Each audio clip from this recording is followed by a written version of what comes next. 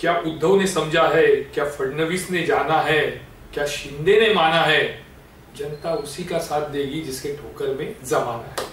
नमस्कार गोरेगावकरांनो, मी अमित जोशी आज आपल्या समोर पुन्हा एकदा आय लव्ह गोरेगावच्या माध्यमातून बंदाय बिंदास आहे म्हणून आलेलो आहे। गोरेगावात कालपासून एका विषयाची चर्चा सुरू झाली आहे। ती चर्चा म्हणजे उत्तर पश्चिम मुंबईचे खासदार आणि शिवसेनेचे नेते गजानन कीर्तीकर यांनी उद्धव ठाकरेंना राम राम ठोकत शिंदेसोबत जाण्याचा निर्णय घेतलाय। तसं पाहायला गेलं तर गोरेगावकरांसाठी ही धक्कादायक बातमी मुळीच नाहीये किंवा शिवसेनेच्या कार्यकर्त्यांनाही नाही, पदाधिकाऱ्यांना नाही। त्याला कारण असं होतं की ज्या दिवशी म्हणजे 2 महिन्यापूर्वी ज्या दिवशी एकनाथ शिंदे मुख्यमंत्री हे जेव्हा गोरेगावात आले, गजानन कीर्तीकरांना भेटले, त्याच्यानंतर गजानन कीर्तीकर जे काही बोलले त्यावरून स्पष्ट झालं होतं की आज ना उद्या गजानन कीर्तीकर हे बाहेर पडणार। त्यामुळे गजानन कीर्तीकर हे जे बाहेर पडले आहे याचं आश्चर्य हे गोरेगावकरांना मुळीच वाटलेलं नाही। आता थोडक्यात गजानन कीर्तीकर जवळपास 50 वर्षाच्या कारकिर्दी त्यांनी शिवसेनेत घालवली। 4 वेळा आमदार, एकदा गृहराज्यमंत्री, एकदा परिवहन मंत्री, 2दा खासदार अशी त्यांची शिवसेनेतली वाटचाल। त्यांनी शिवसेना सोडली, काल ते शिंदे गटात सामील झाले। त्यांनी असं सांगितलं की जाता जाता त्यांनी उद्धव ठाकरेंवरही टीका केली, सांगितलं की भाजप शिवसेना हे नैसर्गिक मित्र आहेत आणि ते एकत्र न आल्यामुळे मी सोडून शिंदे गटात चाललोय। म्हणजे थोडक्यात काय तर गजानन कीर्तीकर उर्फ गजा भाऊ हे शिंदे गटात सामील झाले।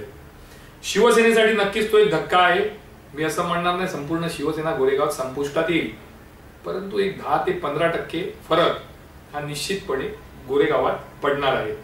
आता मजा अशी आहे की शिवसेनेसाठी म्हणजे उद्धव ठाकरे गटासाठी एक दुर्दैवी बाब आणि एक आनंदाची बाब। दुर्दैवाची बाब म्हणजे गजानन कीर्तीकर हे शिंदे गटात गेले आणि सुदैवाची आणि चांगली बाब म्हणजे त्यांचा मुलगा अमोल कीर्तीकर हा उद्धव ठाकरे यांच्या सोबतच राहिलेला आहे।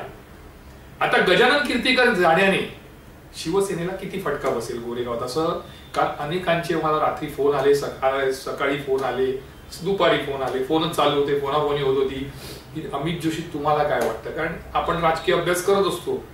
मी त्यांना म्हटलं बाबा जे काही बोलायचंय ते मी रविवारी बोली। गजानन कीर्तीकर यांच्या जाण्याने मला वाटत नाही गोरेगावात पूर्णपणे शिवसेना उद्ध्वस्त होईल। हा एक 15-20% फटका निश्चित बसेल। त्यातील काही फटका हा त्यांना गोरेगाव पश्चिमेकडे थोडासा नक्की बसेल। वॉर्ड क्रमांक 56 म्हणा, वॉर्ड क्रमांक 58 म्हणा, इथे थोडाफार फटका त्यांना शिवसेनेला बसेल गजानन कीर्तीकर गेल्याने। पूर्वेकडे मात्र काहीसा फटका बसेल। आता गजानन कीर्तीकर शिंदे गटात आल्याने शिंदे गटाचा किती फायदा आहे, मला वाटत नाही गोरेगावात शिंदे गटाचा काही फायदा होईल। याला कारण असं आहे की उद्या शिंदे गट हा जर मनसे सोबत गेला तर निश्चितपणे अडथळा शर्यती गजानन कीर्तीकरांसाठी असणार। शिंदे गट जर भाजप सोबत गेला तर आमदार भाजपचे आहेत, 6 नगरसेवक भाजपचे आहेत आणि सिटिंग नगरसेवक आहेत। त्यामुळे एखादी जागा शिंदे गटाला सोडली जाईल। म्हणजे याचा अर्थ असा होईल की याच्यानंतर 100% गजानन कीर्तीकरांना गोरेगावामध्ये शिंदे गटाला म्हणजे बाळासाहेबांची शिवसेना याला जर टिकवून ठेवायचं असेल तर तारेवरची कसरत ही करावी लागणार। केवळ गजानन कीर्तीकर आहेत म्हणून सर्वच कार्यकर्ते त्यांच्या मागे जातील, सर्वच पदाधिकारी त्यांच्या मागे जातील असं बिलकुल मला वाटत नाही। दुसरी गोष्ट की गजानन कीर्तीकर हे गोरेगावामध्ये जरी खासदार म्हणून प्रसिद्ध असले, परिचित असले, तरी त्यांच्यापेक्षा त्यांचा मुलगा अमोल कीर्तीकर हा कार्यकर्ते, पदाधिकारी आणि मतदारांमध्ये मिसळलेला होता, त्यांच्याबरोबर फिरत होता, त्यांची कामं करत होता। भले तो खासदार फंडातून करत होता, स्वखर्चाने करत होता किंवा गजानन कीर्तीकर यांच्या माध्यमातून करत होता, परंतु लोकांसमोर तो थेट जात होता। त्यामुळे त्याची लोकांशी नाळ जुळलेली आहे। हा अमोल कीर्तीकर जर कदाचित गेला असता तर मी एक 5 दिवसापूर्वी सांगितलेलं की शिवसेना भाजपमध्ये 2024ला नवा चेहरा दिसेल, तर कदाचित अमोल जर गेला असता तर ते चित्र दिसलं असतं। पण अमोलने असा निर्णय घेतला की तो आदित्य ठाकरे यांच्या सोबतच राहणार। त्यामुळे अमोलकडे जी कार्यकर्त्याची फौज, पदाधिकारी, मतदार हे जे त्याच्याकडे नाळ जोडली होती त्याची, ती तुटणं सहजासहजी थोडं अशक्य आहे. त्यामुळे गजानन कीर्तीकरांना तिथे एक मोठा फटका बसेल. आता गजानन कीर्तीकर यांच्याबरोबर कोण जातील, तर मला असं वाटतं गजानन कीर्तीकर स्वभावाने चांगले, स्पष्ट बोलणारे, परंतु त्याच वेळी कार्यकर्ते आणि पदाधिकारी यांना मान सन्मान देणारे. अनेकांना त्यांनी आर्थिक मदत केली आहे, अनेकांच्या संकटात ते धावून गेले आहेत, अनेकांच्या अडचणीत ते धावून गेले आहेत. त्यामुळे हा जो एक वर्ग आहे ज्यांच्यावर गजानन कीर्तीकर यांचे उपकार आहेत, ते कदाचित गजानन कीर्तीकर यांच्या सोबत जातील. परंतु ज्यांना राजकीय महत्वाकांक्षा आहे किंवा जे बाळासाहेबांना, मातोश्रीला, उद्धव ठाकरेंना आणि आदित्य ठाकरेंना मानणारे आहेत, ते मला वाटत नाही गजानन कीर्तीकर यांच्या सोबत जातील. आता गजानन कीर्तीकर बाहेर पडले आहेत, शिंदे गटाला किती फायदा, तर मला असं वाटतं गोरेगावात शिंदे गटाला इतका फायदा होणार नाही जितका भाजपला होईल. आज तुम्ही बघाल 2 दिवसापूर्वी गजानन कीर्तीकर रात्री रवींद्र नाट्य मंदिरात गेले, शिंदे गटात सामील झाले. आनंद कोणाला झाला? भाजपला आणि मनसेला. म्हणजे असं झालं की बाजूच्या घरामध्ये मूल झालं आणि आनंदोत्सव साजरा करतो शेजारला. तशीच गोष्ट भाजप आणि मनसेची. गजानन कीर्तीकर गेल्यामुळे लगेच सगळ्यांनी जे सोशल मीडिया बहादर आहेत, भाजपचे म्हणा, मनसेचे म्हणा, जे ग्रासरूटवर कधीच दिसत नाही, जे ग्रासरूटवर काम करत नाही, फक्त सोशल मीडियावर टीका करणं, हास्यास्पद काहीतरी बोलणं, काहीतरी पोस्ट टाकणं, याच्यामध्ये जे माहीर आहेत गोरेगावात काही लोक मनसे आणि भाजपचे, त्यांनी लगेच टाकलं गद्दार गद्दार गद्दार. बाप एके ठिकाणी गेला, मुलगा एके ठिकाणी गेला. अच्छा ठीक आहे ना, बाप एके ठिकाणी गेला, मुलगा एका ठिकाणी गेला. बापाची राजकीय महत्वाकांक्षा वेगळी आहे, मुलाची वेगळी आहे. त्यातल्या त्यात शिवसेनेच्या काही लोकांनी देखील गजानन कीर्तीकर यांचा उल्लेख गद्दार असा केला. मुळीच पटलं नाही. तुम्ही तासनतास त्यांच्या कार्यालयात बसवत होता, त्यांच्या कार्यालयात बसून त्यांच्याकडनं कामं करून घेत होता, आणि आज त्यांनी शिवसेना सोडली तर तुम्ही त्यांना डायरेक्ट गद्दार बोलायला लागला. हे चुकीचं आहे. त्यांचा विषय आहे, त्यांची इच्छा आहे. त्यांना वाटलं की आपण शिंदे गटात जावं, आपल्याला मान सन्मान मिळत नाहीये शिवसेनेत, म्हणून ते निघून गेले. पण गजानन कीर्तीकर यांच्या जाण्याने शिवसेनेला हवा तसा फटका, म्हणजे शिवसेना पूर्णपणे तुटेल. हा, उत्तर पश्चिम विभागात काही ठिकाणी तुटेल, जसं जोगेश्वरी आहे, अंधेरी आहे, नाही असं नाही. पण आपण आज गोरेगावचा विचार करतोय, गोरेगाववर बोलतोय, तर मला असं वाटतं ठराविक लोक हे गजानन कीर्तीकरांसोबत जातील. बाकीचा जो जथ्था आहे तो शिवसेनेसोबत राहील. त्याला कारणही असं आहे, शिवसेनेत अनेक महत्वाकांक्षा आहेत, पदं आहेत, कोणाला पदं हवी आहेत, कोणाला नगरसेवक पदाची निवडणूक लढवायची आहे, कोणाच्या काही महत्वाकांक्षा आहेत राजकीय, त्या शिंदे गटात जाऊन पूर्ण होतील असं वाटत नाही. कारण आजही जरी गजानन कीर्तीकर हे शिंदेसोबत गेले असले तरी इथे पाया नाहीये, इथे बेस शिंदे गटाचा नाहीये जेवढा शिवसेनेचा आहे. दुसरी गोष्ट, मतदार काय करतात ते महत्वाचं आहे. मी पहिली सुरुवातीला मला असं म्हटलं होतं की क्या उद्धव ने समझा है, क्या फडणवीस ने जाना है, क्या एकनाथ शिंदे ने माना है, जनता जो तय करेगी उसके ठोकर में जमाना है. म्हणजे याचा अर्थ असा की लोक ठरवणार. गजानन कीर्तीकर बाहेर पडले, लोकांना आवडलंय की नाही आवडलंय हे येणाऱ्या 2022च्या पालिका निवडणुकीतच कळणार. दुसरी गोष्ट, गजानन कीर्तीकर खासदारकी लढवणार की नाही यापासूनही सुरुवात आहे. कारण आता 13 महिने राहिलेले. आता 13 महिन्यामध्ये शिंदे गट म्हणा किंवा केंद्र सरकार त्यांच्या पदरी काय देणार हे पाहणंही तेवढं उत्सुकतेचं आहे. दुसरी गोष्ट, तोपर्यंत त्यांची 80 क्रॉस होतात, 80 वर्षाच्या ते वर जात आहेत, त्यामुळे त्यांना तिकीट देणार की नाही, ते तिकीट घेणार की नाही, हा देखील तेवढाच मोठा प्रश्न आहे. त्यामुळे या 13 महिन्याच्या कालावधीसाठी गजानन कीर्तीकर का बाहेर पडले याचा विचार निश्चितपणे गोरेगावकर करत असतील, यात कोणतीच शंका नाही. एकंदरीत जर गोरेगावचं स्वरूप बघितलं तर गोरेगावामध्ये मला असं वाटत नाही की सगळ्याचे सगळे पदाधिकारी, बहुसंख्य कार्यकर्ते, युवा सेनेचे कार्यकर्ते हे गजानन कीर्तीकरांसोबत जातील. आणि म्हणूनच मी मगाशी त्याच्यामध्ये तुम्हाला असं म्हटलं की गजानन कीर्तीकर निघाले शिंदे वारीला, आता कोण कोण असणार त्यांच्यासोबत वारकरी, येणारा काळ ठरवेल. जास्ती काही दूर जायची गरज नाही. येणाऱ्या 8-10 दिवसामध्येच कोणता जत्ता कीर्तीकरांसोबत जातो, कोण सुनील प्रभू आणि सुभाष देसाई यांच्यासोबत राहतात, हे चित्र स्पष्ट होणार आहे. पण मला विचाराल तर पश्चिमेकडे फारसा फटका हा बसेल उद्धव ठाकरे गटाला असं वाटत नाही. हा, पूर्वेकडे जे नियमित त्यांच्या संपर्कात होते, गजाभाऊंच्या ऑफिसला जाऊन बसायचे, त्यांच्यासोबत जायचे, ज्यांनी त्यांचा राजकीय फायदा उचलला म्हणा किंवा त्यांच्याकडनं आर्थिक मदत घेतली असेल, त्यांच्याकडनं त्यांच्या फंडातून मोठमोठी कामं करून घेतली असतील, त्या मंडळींना जावंच लागेल त्यांच्याबरोबर. पण मला विचाराल तर या साईडला म्हणजे पश्चिमेकडे शिवसेना म्हणजेच उद्धव ठाकरे गट हा फुटेल असं वाटत नाही. हा 2-3 पदाधिकारी आहेत जे गजानन कीर्तीकरांना मानणारे आहेत, भावना मानणारे आहेत, ते कदाचित त्यांच्या सोबत जातील, त्याच्यात कार्यकर्तेही काही जातील, पण बहुसंख्य पदाधिकारी आणि कार्यकर्ते हे उद्धव ठाकरे यांच्या सोबतच राहतील असा माझा निष्कर्ष आहे. येणाऱ्या काळात ठरवेल की गजानन कीर्तीकरांच्या या वारीमध्ये किती वारकरी सामील होतात आणि शिंदेच्या वारीला निघतात.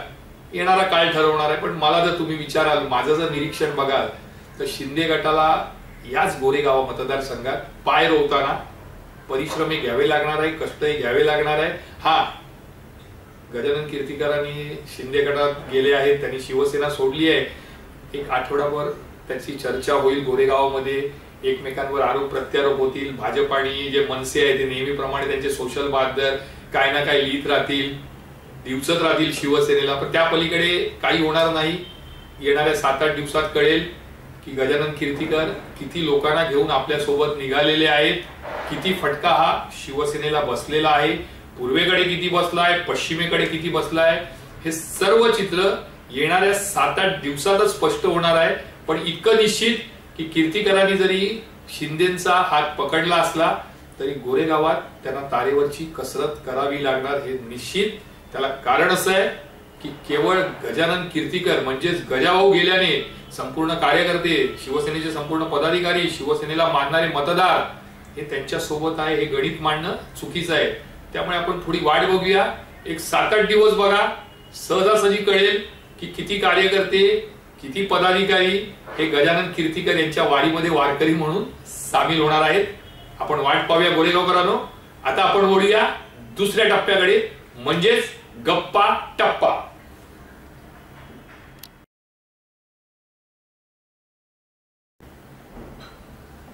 गोरेगावकरांनो, आता आपला दुसरा गप्पा टप्पा. दरवेळी आपण विविध क्षेत्रातील लोकांना इथे आणत असतो व्यासपीठावर गोरेगावकरांच्या समोर. आज मी असा एक चेहरा समोर आणला आहे की त्यांचं एक स्वतःचं फाउंडेशन आहे, पहिलं आपलं कर्तव्य नावाचं. त्याच्या माध्यमातून महिलांसाठी जे ब्रेस्ट कॅन्सर आहे त्याच्यावर ते विशेष परिश्रम घेतात. वृद्ध लोक आहेत, त्यांच्यासाठी ते काम करत असतात.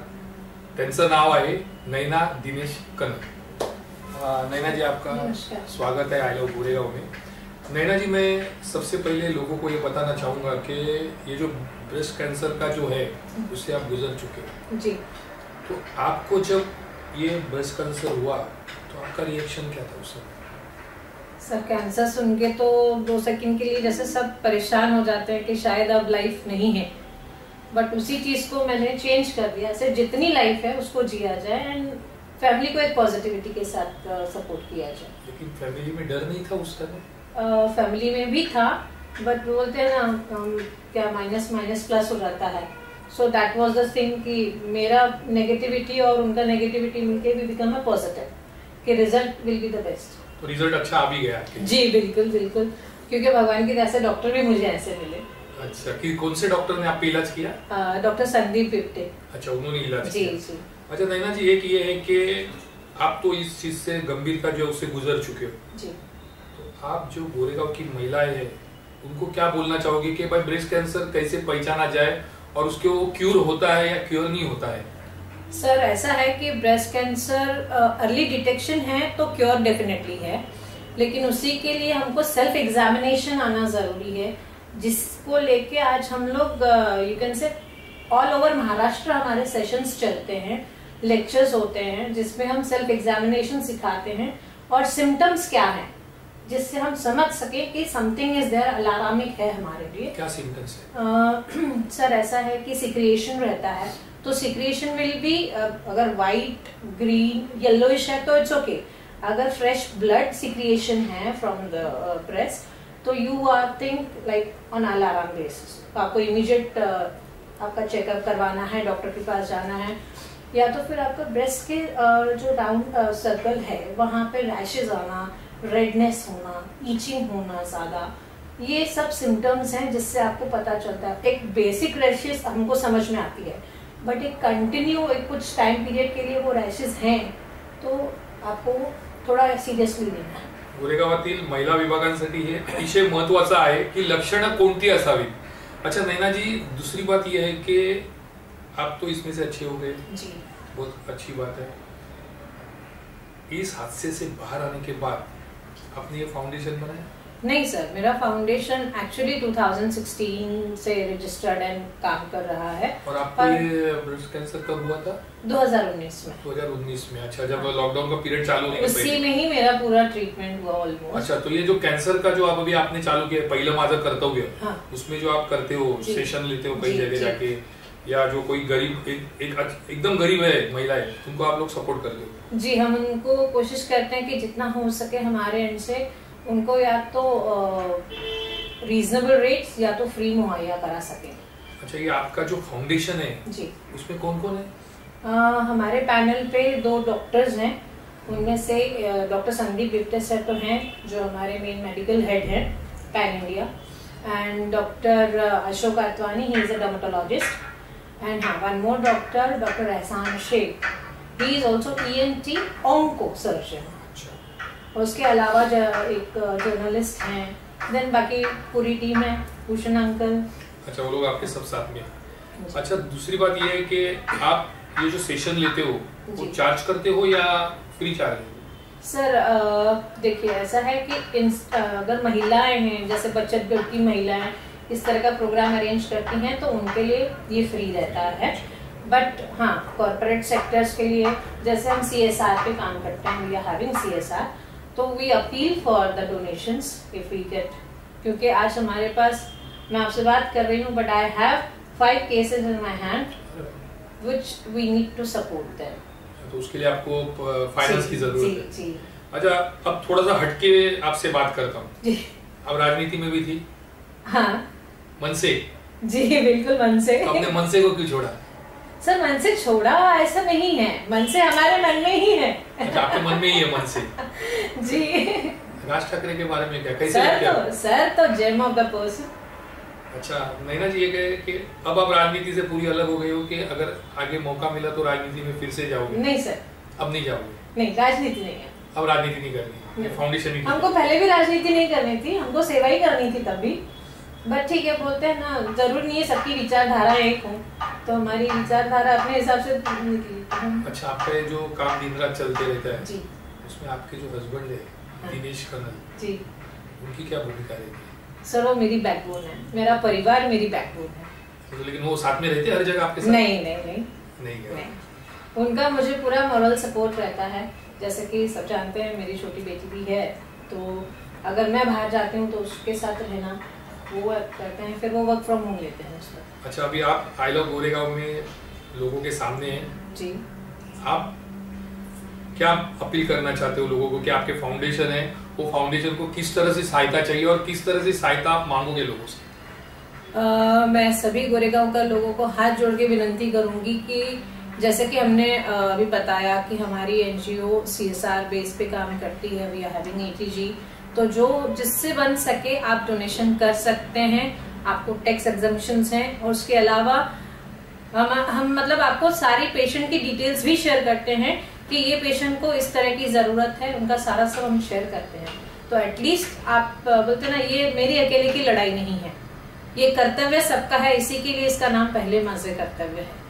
तर या नैना कनल यांचं जे पहिलं माझं कर्तव्य हे जे फाउंडेशन आहे, गोरेगावात अनेक दानशूर व्यक्ती, हा प्रश्न एकट्या दुकट्याचा नाही, यांनी महिला विभाग आणि वृद्ध यांच्यासाठी जी मोहीम चालू केली आहे, जे फाउंडेशन चालू केलं आहे, तुम्हाला तर काही शक्य होत असेल तर निश्चितपणे नैना कनल यांच्याशी संपर्क साधा, त्यांच्या फाउंडेशनशी संपर्क साधा, आणि शक्य असेल तर त्यांना आर्थिक मदत देखील करा।